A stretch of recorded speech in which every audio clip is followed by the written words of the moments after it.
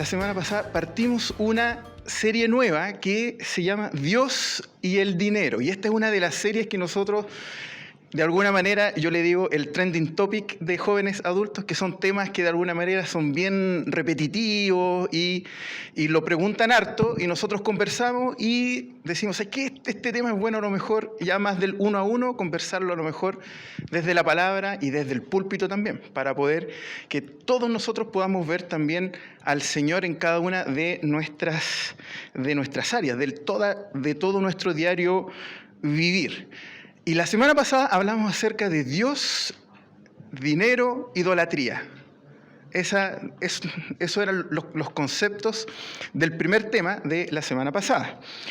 Y hoy no vamos a ver el tema completo, vamos a ver como una especie de introducción, va a ser más bien temático, por varias razones que no voy a comentar en este minuto, pero lo vamos a ver en el tiempo que tenemos, vamos a ver una introducción al tema de hoy, y lo vamos a continuar por Zoom el próximo viernes. Y el tema de hoy se llama Dios, identidad y dinero. Ese es el tema que vamos a conversar hoy día. Dios, identidad y dinero. ¿Tendrán alguna relación estas tres palabras? Yo creo que sí, y es lo que vamos a conversar este viernes y también el próximo. Y antes de comenzar, a mí me gustaría partir con una pequeña ilustración, con un pequeño ejemplo, pero para que pudiésemos introducir el tema de la identidad. Y a mí me gustaría que pudiesen imaginar que ustedes van por la calle sin nada que sobresalga al común de un día de semana. Van por la calle, hay mucha gente, hubo una calle Valparaíso con pandemia, más o menos, gente yendo, viniendo, y de repente ustedes se encuentran con una persona que de alguna manera sobresale del resto de las personas. Y esta persona viene vestido completo del equipo de sus amores. Viene con cintillo, en este caso el mejor equipo de Chile, hay que decirlo. Viene con cintillo, viene con la camiseta del club, viene con pintado, con bufanda, absolutamente un día común y corriente. Y destaca absolutamente del resto de las personas que están caminando por calle Valparaíso en un día de pandemia. Es distinto al resto. Pero en la medida que esta persona, que es distinto a todas las personas que están caminando por la calle, se empieza a acercar al estadio, ya no es tan distinto. Y se empieza a mimetizar con los otros hinchas de su mismo equipo. Y ya no tiene ese rasgo distintivo. Y eso mismo pasa con la identidad. Porque el concepto de identidad es bastante especial. Es bastante especial. Porque si bien la identidad es un conjunto de características que a mí me hacen único, también me distinguen. Pero también me hacen igual. Me distinguen y me hacen igual a otros. La identidad y la idea de identidad tiene esa dualidad, tiene un doble concepto, porque ese joven que estaba vestido completamente de su equipo favorito era distinto al resto de las personas. Una vez que llega y se mezcla con todos los otros hinchas, es igual al resto, es absolutamente igual. Por lo tanto, identidad es distinto, pero también lo mismo. De la idea de identidad también sale el concepto de idéntico y el concepto idem, ¿no es cierto?, que significa lo mismo. Por eso es que esta palabra es bastante especial para todos nosotros también, porque si bien cada uno de nosotros tiene distintas características que nos hacen únicos, esas mismas características también nos hacen igual a otros. Y eso marca quiénes somos, cuál es nuestra identidad. Por ejemplo, una característica que marca mi identidad es mi manera de pensar, la manera que yo tengo de ver las cosas, la forma en que yo reflexiono. Eso también marca mi identidad cuando se externaliza. Mi vestimenta, la forma en que me visto, también es parte de quien yo soy. Es parte de mi identidad. Mi cosmovisión, la forma en que yo veo el mundo, cómo yo veo el mundo, cómo lo interpreto, también marca parte de mi identidad. Y rasgos quizás que podríamos considerar un poco más superficiales, como a lo mejor la estatura, el color de pelo, el tono de voz. Todo ese conjunto de características a mí me hacen único, me hacen distinto. Pero al mismo tiempo, cada una de esas características me hacen igual a otro.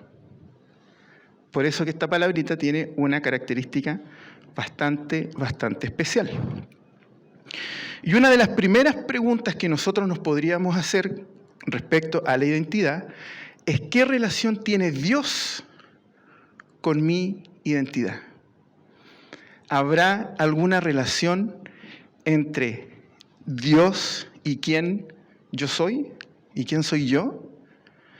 ¿Habrá algo o Dios tendrá algo que decir con respecto a eso? Y lo primero que nosotros podemos ver como parte de esta relación entre mi identidad y Dios, nosotros lo podemos ver en el Génesis, desde el inicio. Porque Dios nos dice en el Génesis que nosotros somos imagen y semejanza de Dios. Somos imagen y semejanza de Dios. Si me ayudan, pueden buscar en sus Biblias, en Génesis, capítulo 1, versos 26 y 27. Los versos 26 y 27 dicen: entonces dijo Dios, hagamos al hombre a nuestra imagen, conforme a nuestra semejanza, y señoree en los peces del mar y en las aves de los cielos, y en las bestias, y en toda la tierra, y en todo animal que se arrastra sobre la tierra. Y creó Dios al hombre a su imagen, a imagen de Dios lo creó, varón y hembra los creó. Entonces, nosotros vemos que Dios creó todo lo que existe, todo, plantas, animales, minerales, todo lo que nosotros vemos fue creado por Dios. Pero la única creación de Dios que tiene su imagen es la raza humana. Toda la raza humana. Todos nosotros tenemos la imagen de Dios. Y eso significa que Dios comparte o compartió con nosotros parte de sus atributos y parte de sus características, como por ejemplo la capacidad de razonar. Somos distintos a toda la creación. Algunos textos de estudio dicen que somos la corona de la creación. Somos distintos a todo lo creado y Dios pone parte de nuestras características y parte de lo que nos identifica es que somos imagen y semejanza de Dios. Y eso nos es único, pero también nos hace iguales en dignidad a todos, absolutamente a todos. Desde el Génesis. Pero desde el Génesis también nosotros adquirimos otra característica que también es parte de quienes somos y que es una naturaleza caída. Porque el ser humano decidió rebelarse contra Dios. Decidió pecar contra Dios. Y eso hizo caer su naturaleza. Romanos, si lo están buscando o lo están anotando, Romanos capítulo 3, verso 23, dice, por cuanto todos pecaron, al Génesis, ahí hace un link directo al origen, al inicio, por cuanto todos pecaron y están destituidos de la gloria de Dios. Toda la humanidad, después del pecado cometido por Adán y Eva, adquiere otra característica más, que es que tenemos una naturaleza caída. Dios nos creó con cuerpos perfectos, funcionales en su perfección. Y por sobre todo eso nos creó con la capacidad de poder relacionarnos con Él. Y en el momento que el ser humano peca, esa parte, esa característica de la humanidad también se ve dañada. Y la humanidad cae y sus cuerpos envejecen, se enferman, y la creación completa también se ve afectada por el pecado del ser humano y tenemos una naturaleza caída. Por lo tanto, somos imagen de Dios, pero también tenemos una naturaleza caída. Como parte, ¿no es cierto?, de las características y de las cosas que nos hacen también tener nuestra identidad. Pero en ese mismo condoro que se mandó a Adán y Eva, Dios hizo una promesa. Y Dios prometió que iba a reconciliar a la humanidad con Él. Y dijo que todo aquel que se reconciliara con Dios iba a tener otra característica más que lo iba a hacer distinto, ahora distinto entre todos los seres humanos, entre toda la raza humana. Y les iba a dar la característica y la posición de ser llamados hijos de Dios. El ser humano se equivoca, peca intencionalmente contra Dios, y Dios, pudiendo habernos destruido, Él decide tener misericordia y nos hace ser sus hijos. Y esto lo podemos ver en Juan, en el Evangelio de Juan, capítulo 1, verso 12, que dice: mas a todos los que le recibieron, a los que creen en su nombre, les dio potestad de ser hechos hijos de Dios. La gran condicional para la humanidad es que si nosotros queremos reconciliarnos con Dios, tenemos que creer que Jesucristo es el Señor y el único mediador entre Dios y los hombres. Y ahí tenemos otra característica más que nos hace distintos, y a los que estamos acá y a los que creemos en Cristo nos hace también iguales. Somos ya distintos al mundo, porque no todo el mundo acepta que Jesús es el Señor. Y nos hace distintos, nos hace diferentes. Pero eso también nos hace ser un pueblo y nos hace ser iguales. Identidad. La identidad que vamos adquiriendo cuando estamos con el Señor. Pero fíjense que esta identidad de ser hechos hijos de Dios también nos da una posición que afecta nuestras vidas. Porque el ser hijos de Dios empieza a permear todas las áreas de mi vida y todas mis características. Afecta mi manera de pensar. Cuando el Señor comenzó su ministerio, cuando Jesús comenzó su ministerio, Él dijo: arrepentíos, el reino de los cielos ya está aquí, arrepiéntanse. Y eso es, en el original, metanoia, en griego. Y eso significa: cambien su manera de pensar. Ustedes van para allá, ahora giren y vayan hacia Dios.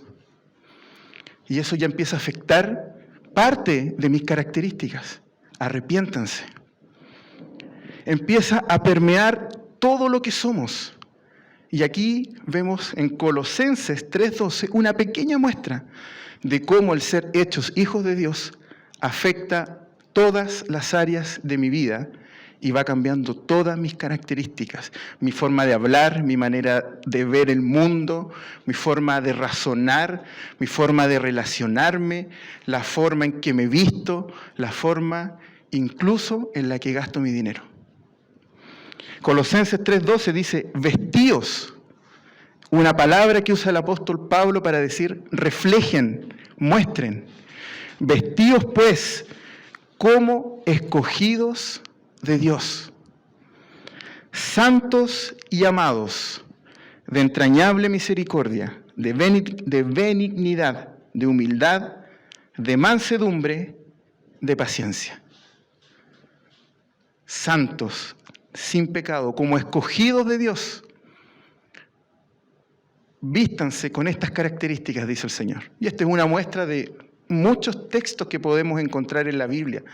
como Dios nos pide que cuando llegamos a Él, nosotros cambiemos nuestra manera de pensar y que nuestra vida y todo lo que hacemos se vea afectado por el poder de su palabra. Parte de nuestra identidad se ve afectada completamente cuando somos hijos de Dios y aceptamos que Jesús es el Señor. Y ahora quiero entrar un poco ya en el texto mismo. Y el texto que nosotros leímos en un inicio es una carta del apóstol Pablo. Es una carta que él le escribe a los filipenses. Es una carta que él escribe incluso desde la cárcel. Y la verdad que el texto que vamos a profundizar el próximo viernes, está en el capítulo 4, ¿no es cierto?, los versos del 11 al 13, pero yo no puedo partir sin que podamos ver y podamos reflejar cuáles son las características que tiene Pablo frente a los filipenses al decirle los versos del 11 al 13. Y en Filipenses 1:1, Pablo se presenta y él dice directamente qué es lo que lo identifica y qué es lo que lo hace distinto e igual. Y Filipenses 1:1 dice: Pablo y Timoteo, siervos de Jesucristo, a todos los santos en Cristo Jesús que están en Filipos con los obispos y diáconos. Esas son las primeras palabras que el apóstol Pablo introduce cuando quiere decir todo lo que dice en la carta de Filipenses. Estas son sus primeras palabras. Primero, ¿qué es lo primero que notan cuando ven el verso 1? ¿Cómo parte Pablo? Vean ahí el texto, lo pueden ver ahí o lo pueden ver también en sus Biblias. ¿Cómo parte? ¿Parte solo? No, que dice Pablo y Timoteo. Por lo tanto, lo que va a decir a continuación viene de parte de los dos. Todo lo que va a decir es de parte de Pablo y de Timoteo. Pablo y Timoteo, dos personas absolutamente distintas una de otra. Timoteo, discípulo de Pablo, Pablo, un apóstol del Señor, pero ambos hermanos en Cristo, ambos seguidores de Jesús. Dos personas completamente distintas, pero que se unen bajo una misma identidad. Y lo primero que Pablo y Timoteo le dicen a los filipenses, piensen que Pablo estaba en la cárcel cuando escribe esto. Pablo estaba en una cárcel romana y le escribe esto a los filipenses y les dice: Pablo y Timoteo, de parte de los dos, les dice: siervos de Jesucristo. Y la verdad que estas palabras nosotros no las podemos pasar por alto. Y más si nosotros profundizamos en las Escrituras, porque aquí hay, no sé si un error, pero el término siervos en este texto es inexacto. Porque no tiene que ver con servir, con atender o con estar a disposición. Lo que Pablo está diciendo aquí junto a Timoteo es doulos. ¿Y saben lo que significa doulos? Esclavo. Pablo y Timoteo, dos personas distintas, pero que son hijos de un mismo Señor, dice que son esclavos de Jesucristo. Y él quiere que los filipenses los identifiquen con esa característica, que son esclavos. Y nosotros tenemos la imagen, cuando hablamos de esclavos, pensamos en esos esclavos afroamericanos que están en Estados Unidos, ¿no es cierto? Típico, quizás, a lo mejor, lo que más conocemos a través de películas puede ser. Pero estos esclavos son otros. es otro tipo de esclavo el que está acá. No es el esclavo cuyo amo es un tirano. Porque si ellos dicen que son esclavos, ¿quién es el amo? Bajo el texto. ¿Quién es el amo? Jesús. Él es el amo, Él es el Señor y el que tiene, no solamente es el Señor, sino que tiene potestad sobre sus esclavos. Y la potestad que se muestra en este texto es que Jesús tiene la capacidad, bajo el contexto en el que está escribiendo Pablo, de incluso quitarle la vida a sus esclavos si él no considera necesario. Doulos, esclavos de Jesucristo. Pero el amo y la esclavitud a la que se refiere Pablo es bajo el contexto romano. Y habían muchos tipos de esclavos. De hecho, el 50 o más del 50% de la población en Roma eran esclavos. Era un oficio. Y el tipo de amo al que se refiere Pablo es aquel amo que ha pagado un precio por aquel que está bajo su mando o está bajo su señorío. Es el tipo de esclavo, es el tipo de amo que se encarga que mientras ellos sirven a los deseos del amo, a los deseos del Señor, Él se encarga de darles alimento, Él se encarga de darles un techo, Él se encarga incluso de cuidar a sus familias y de darles todo lo que necesitan para que ellos cumplan la misión a la que fueron encomendados. No es el típico amo explotador que nosotros conocemos habitualmente. Y él dice, Pablo y Timoteo, distintos pero lo mismo, esclavos de Jesús. Jesús es el Señor.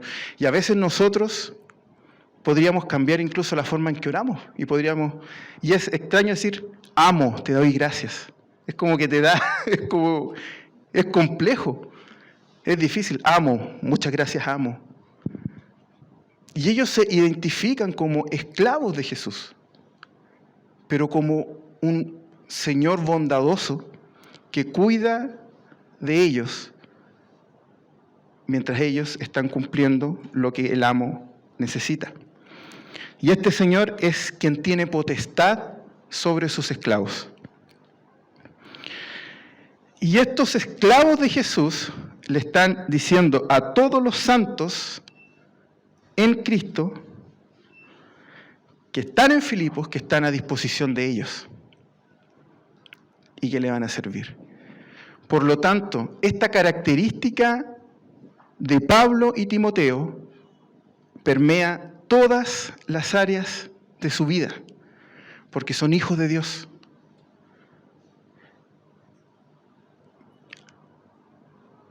Y nosotros no podemos dejar de pensar también todas las otras características que también hemos aprendido o que vimos recién acerca de nuestra identidad y de lo que Dios ve también de nuestra identidad cuando somos hijos de Dios. Entonces, cuando nosotros hablamos de identidad, la identidad de un cristiano, ¿cuál es? Ser hijo de Dios. Ser esclavo de Jesucristo y ser un pueblo santo. Esa es la identidad de un cristiano. Y esa es la identidad que afecta y que permea también todas mis características. Y una pregunta que nos debemos hacer con esto, si yo ya entiendo que soy hijo de Dios y que esta identidad cambia mi manera de pensar y cambia la manera en que yo me comporto, que ha cambiado mi forma de ver las cosas y mi forma de entender las cosas también. ¿Cómo se relaciona mi identidad de hijo de Dios, mi identidad en Cristo, con el dinero y con las posesiones materiales? ¿Cómo debería relacionarme con el dinero, con las cosas materiales, con lo que puedo adquirir. ¿Importa? ¿No importa? ¿Interesa? ¿No interesa? ¿A Dios le da lo mismo? A Dios no le da lo mismo. Y aquí llegamos al texto, entendiendo todo lo que vimos en un comienzo, de lo que significa tener identidad en Cristo, de ser hijos de Dios, esclavos de Jesucristo, que tenemos una naturaleza caída, pero que hemos sido reconciliados con Dios a través del sacrificio de Jesús, y que el Señor me pide que me arrepienta y que cambie mi manera de pensar, y que cuando cambio mi manera de pensar y me rindo a los pies de Cristo, me visto de mansedumbre, de misericordia, de humildad, con todas esas características. Ahora yo puedo leer este texto, y lo puedo leer de manera distinta, cuando dice: no lo digo porque tenga escasez, pues he aprendido a contentarme cualquiera sea mi situación.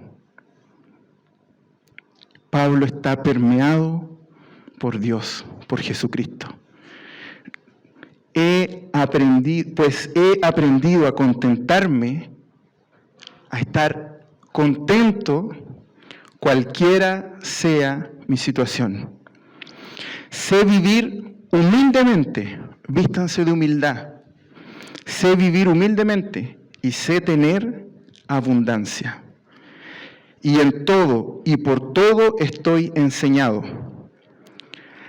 Así para estar saciado, para estar llenito, para tener la cuenta corriente llena, como para tener hambre, para no tener ni uno. Así para tener abundancia, como para padecer necesidad. Y aquí este concepto es clave, porque a veces sacamos este texto de su contexto, porque Pablo está hablando de las posesiones materiales, y más que eso, de cómo el Señor le da soporte, sea cual sea su contexto, porque su identidad está en Cristo. Y como ahora él dice todo esto que dijo recién, de que él sabe vivir en pobreza o en riqueza, o cuando tiene mucho o cuando tiene poco, ahora él dice: todo lo puedo en Cristo que me fortalece. En ese contexto de dinero, de posesiones materiales, de aprender a vivir en la confianza en Dios, él dice: ¿saben qué? Lo que yo les dije en un comienzo de mi identidad obedece a esto. Porque todo lo puedo en Cristo que me fortalece. Y a veces sacamos este texto y decimos: no, voy a hacer esto y como yo sé que me va a ir bien porque todo lo puedo en Cristo que me fortalece. No tiene que ver con eso. Tiene que ver con que mi confianza tenga la billetera llena o no tenga ni uno, o me coma un banquete, un pan con mantequilla. Toda mi fortaleza viene del Señor. Y ahí está su identidad. Y una pregunta, para terminar, que este texto lo vamos a profundizar el próximo viernes. Si tus compañeros de trabajo, si tu familia, si tus amigos tuvieran que destacar una característica que te distinguiera del resto, ¿cuál sería? ¿Qué podrían decir? Si yo tomo a un compañero de trabajo de usted y digo: a ver, ven, dime una característica de él. Sería, creo que, maravilloso que ellos pudieran decir: ¿saben qué? Es un canuto. No, anda predicando donde puede. Esa es la característica que quiere Pablo y Timoteo en un comienzo, que a ellos los reconozcan como esclavos de Jesús. ¿Qué podrían decir de nosotros? Es un desafío. Es un desafío también. Y si nosotros hemos a lo mejor estado con el norte desenfocado, también es momento de poder volver a enfocarse y poner la misma confianza que pone Pablo en Jesús, ponerla también nosotros, sea cual sea la situación. Ahí está nuestra confianza, ahí está nuestra esperanza. Los invito a orar, chiquillos. Señor, te damos gracias por este tiempo que hemos tenido, Señor, de poder escuchar tu palabra. Te damos gracias, Señor, por porque tú nos animas, Padre Santo, a poder poner nuestra confianza en ti, que el contexto, el tiempo o cómo esté la situación no depende de nuestro estado de ánimo, tampoco depende si tenemos más o menos en nuestra cuenta corriente, depende absolutamente de nuestra confianza en ti, Padre. Dependemos de ti, Señor, queremos que nuestra identidad te refleje. Queremos, Señor, que te vean a ti cuando nos vean. Te damos gracias, Señor, porque tú nos ayudas, porque tú estás con nosotros en cada momento.